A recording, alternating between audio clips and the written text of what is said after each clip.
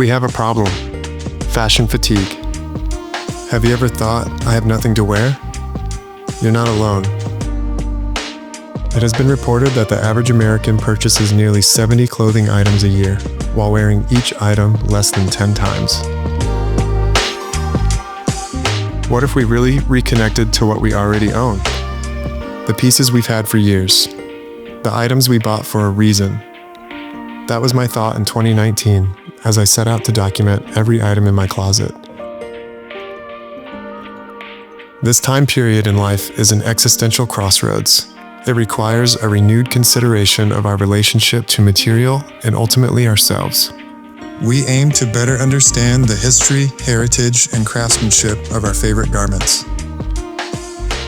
Introducing Wardrobe Theory Project, an independent print magazine that explores how we consume, curate, and create.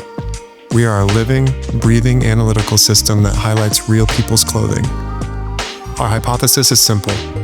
If we spend more time with our belongings, then we will grow more appreciative of them, better understand our style preferences, and develop a more refined system of dress that can better inform our future purchases, keeping our wants and needs intentional and our pickups everlasting.